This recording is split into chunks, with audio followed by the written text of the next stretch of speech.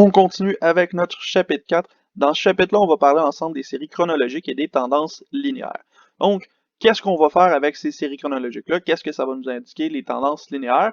Ben pour ça, on va s'introduire un petit peu la raison de la série chronologique, parce que jusqu'à maintenant, quand on parlait de statistiques, on avait des données qui provenaient de plusieurs variables, et ces variables-là avaient été sélectionnées à un moment précis. Hein, on va faire la collecte de données, et on va par exemple demander le nombre d'enfants dans un ménage, ben c'est le nombre d'enfants au moment où la question a été posée.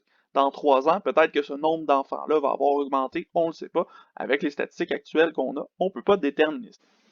En statistique, par contre, on va en avoir des situations où nos variables vont être plutôt des variables qui évoluent selon le temps. On va évoluer selon un nombre d'années, on va évoluer à chaque semaine, on va évoluer à chaque heure, à chaque minute même. Donc, on a besoin d'avoir une méthode pour étudier ces variables-là qui évoluent dans le temps.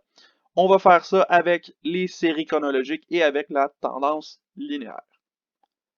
On y va déjà avec la série chronologique. Série chronologique, qu'est-ce que c'est? Donc, on se définit un petit peu c'est quoi une série chrono.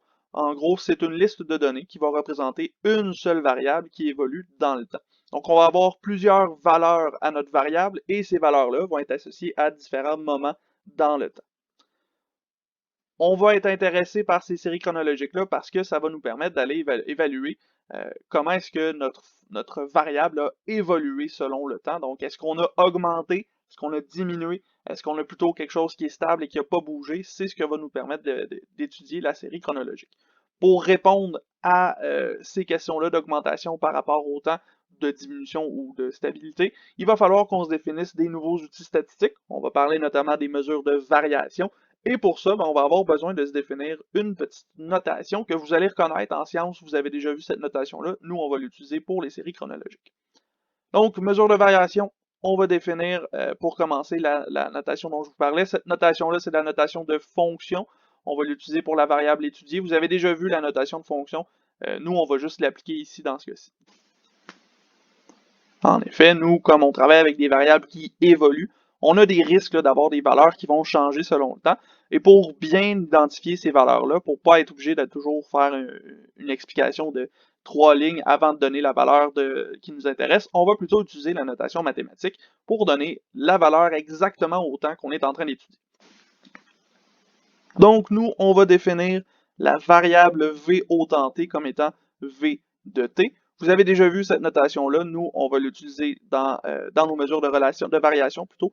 On va pouvoir utiliser V de t pour simplifier surtout l'appel de nos valeurs selon le temps qu'on est en train d'étudier. On se donne un petit exemple pour utiliser V de t. Donc, dans ce cas-ci, on veut déterminer les valeurs demandées sur la série chronologique suivante. On voit une série chronologique ici. On a des masses salariales en millions de dollars pour les Blue Jays de Toronto et pour le Toronto FC. On a une période qui évolue de 2012 à 2019 et on a réduit ça dans un tableau ici. Dans ce cas-ci, si on regarde notre tableau, on a les masses salariales des Blue Jays et du Toronto FC une par-dessus l'autre. On a chacune des années et on est allé chercher chaque valeur de ces masses salariales-là à chaque année pour les rentrer dans notre tableau. Ceci étant dit, on cherche à trouver, par exemple, la variable V indice BJ de 2012. Qu'est-ce que ça veut dire, ça, ici? Ça veut dire la masse salariale des Blue Jays en 2012. Donc, je vais à la ligne masse salariale des Blue Jays, à la colonne 2012, et j'obtiens 102 millions de dollars. On pourrait faire la même chose pour 2019, V indice BJ 2019, donc masse salariale des Blue Jays, 2019, j'ai 111 millions de dollars. Finalement, V indice FC de 2019, donc masse salariale du Toronto FC, en 2019, on a 21 millions de dollars. Donc, on est capable d'utiliser, de faire référence à masse salariale des Blue Jays en millions de dollars en 2012 avec rapidement une petite notation mathématique qu'on connaît déjà. Ceci étant dit, on est prêt à se définir une mesure de variation. La première mesure qu'on se définit ensemble, ce sera la variation absolue. Cette variation-là, qu'est-ce qu'elle représente? Ben, tout simplement l'augmentation ou la diminution de notre valeur dans une certaine période donnée. Donc, supposons qu'on parlait de la masse salariale comme précédemment et qu'on voulait voir de combien est-ce qu'on avait augmenté ou diminué entre 2012 et 2019, ben, on pourrait utiliser la variation absolue. Cette variation absolue-là, on va la noter delta V, donc delta pour variation, V pour la variable qu'on étudie.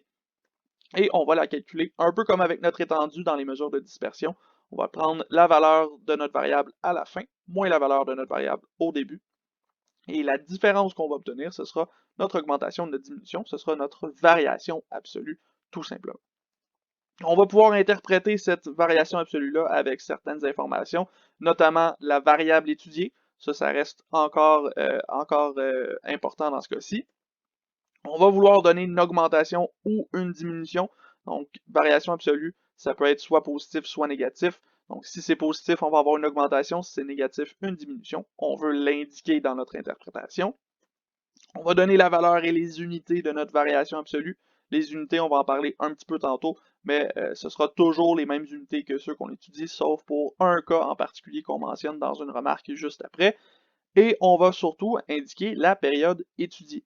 Période étudiée, vous devez me l'indiquer parce que si vous me dites que, par exemple, la masse salariale des Blue Jays a augmenté de 10 millions de dollars, sans m'indiquer que c'était, par exemple, de 2012 à 2018, ben je ne saurais pas que vous avez étudié entre 2012 et 2018. Ça pourrait très bien être entre 2007 et 2008. Si vous ne m'indiquez pas la période étudiée, votre variation absolue n'a pas beaucoup de sens. Donc, on indique notre période étudiée.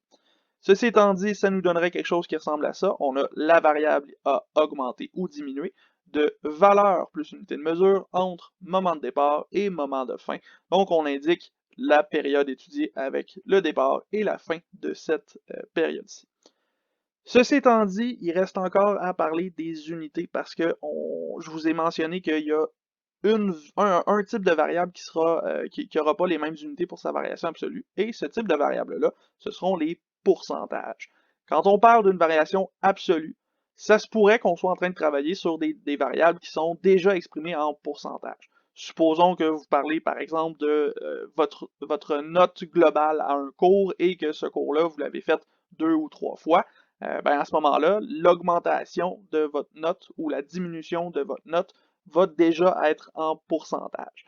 Pour distinguer le pourcentage de l'augmentation du pourcentage, on va utiliser comme unité des points de pourcentage. Donc, c'est ce qu'on vous indique dans cette remarque-là. Il faut faire attention parce que si vous avez une variation de, disons, 10% à 12%, vous avez augmenté de 2 points de pourcentage, pas de 2%.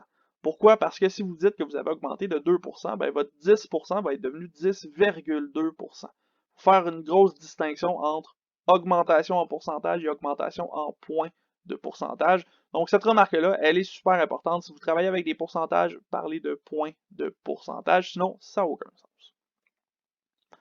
Ceci dit, on fait un petit exemple, ensuite de ça, on pourra conclure sur ce qu'on vient de dire avec la variation absolue. Donc, dans cet exemple-là, je vous demande de comparer la variation absolue de la masse salariale des Blue Jays de Toronto de 2012 à 2019 avec celle du Toronto FC. Pour ça, on va reprendre notre tableau avec l'évolution des masses salariales et on va aller chercher la bonne formule qui nous intéresse. Dans ce cas-ci, variation absolue, on a besoin de V fin moins V début pour obtenir la variation absolue. Ici, on veut comparer les Blue Jays et le Toronto FC, donc on va aller chercher de chaque côté à quoi ça ressemble. Du côté des Blue Jays, on va aller remplacer dans notre formule ici, on a la variation pour les Blue Jays, ce sera la valeur des Blue Jays à la fin, moins la valeur des Blue Jays au début. Ici, la fin c'est 2019, le début c'est 2012, et on peut remplacer par les valeurs qu'il y a dans notre tableau. Donc en 2019, la masse salariale des Blue Jays était à 111 millions de dollars, en 2012, 102 millions de dollars. On fait cette différence-là et on obtient 9 millions de dollars. Qu'est-ce que ça veut dire ça ici? Ça veut dire que la masse salariale des Blue Jays a augmenté de 9 millions de dollars entre 2012 et 2019. On fait la même chose du côté du Toronto FC. Là, je n'irai pas en grand détail, je vous laisse regarder cette démarche-ci. Dans ce cas-ci, ça vous donne 13 millions de dollars. Donc, la masse salariale du Toronto FC a augmenté de 13 millions de dollars entre 2012 et 2019. On pourrait comparer ça ici, 9 millions, 13 millions, c'est pas énormément différent. Bon, on parle de 4 millions de dollars, il n'y a personne qui a ça, 4 millions de dollars dans son compte en banque dans notre cours, dans notre classe, mais ça pourrait, pour des masses salariales, 4 millions de dollars, c'est pas si gros que ça. Donc, dans ce cas-ci, on pourrait dire que les deux masses salariales sont les deux masses salariales ont augmenté de façon assez similaire. On a augmenté de 9 millions pour les Blue Jays, 13 millions pour le Toronto FC, c'est pas si pire que ça. Dans l'exemple qu'on vient de faire, donc on vient de conclure qu'on était capable de commenter l'évolution de chaque masse salariale individuellement. Par contre, avec ce qu'on a obtenu, on se disait que 9 millions et 13 millions, c'était très similaire entre eux. Dans ce cas-ci, on va se rendre compte que c'est pas tout à fait réel. C'est pas vrai que 13 millions et 9 millions de dollars, c'est très similaire pour le Toronto FC et pour les Blue Jays. Pourquoi? Ben parce que quand on compare ici les Blue Jays et le Toronto FC, on compare deux ligues sportives complètement différentes. D'un côté, pour les Blue Jays, on est dans la MLB. La MLB, c'est la ligue majeure de baseball.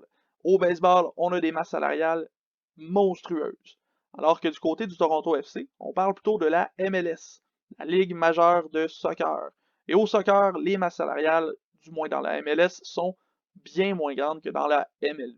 Donc, c'est normal qu'on ne puisse pas comparer les deux situations entre elles. Pourquoi? Parce que d'un côté, on a des monstres pour les masses salariales et de l'autre côté, on a des masses salariales qui sont beaucoup plus raisonnables pour le Toronto FC. Dans ce cas-ci, il va donc falloir conclure que notre augmentation de 13 millions pour le Toronto FC est beaucoup plus significative que le 9 millions des Blue Jays. En effet, le Toronto FC, si vous regardez au début, en 2012, on était à 8 millions. On a augmenté de 13 millions. 13 millions, c'est presque deux fois le 8 millions qu'on avait. Donc, en bout de ligne, on a une augmentation qui est beaucoup plus significative pour le Toronto FC que pour les Blue Jays. En effet, les Blue Jays, 9 millions, au début, on était à 102 millions, puis à la fin, on était à 111 millions. C'est pas énorme comme augmentation. Donc ici, il va falloir qu'on se définisse une nouvelle méthode pour aller comparer ces données-là. Ce qu'on faisait normalement quand on voulait comparer, c'était qu'on relativisait nos résultats. Donc, c'est exactement ce qu'on va faire. On va aller relativiser nos résultats pour pouvoir les comparer adéquatement. Donc, on va faire ça dans une prochaine vidéo. On va se parler de la variation relative pour la suite de cette mesure de variation-ci.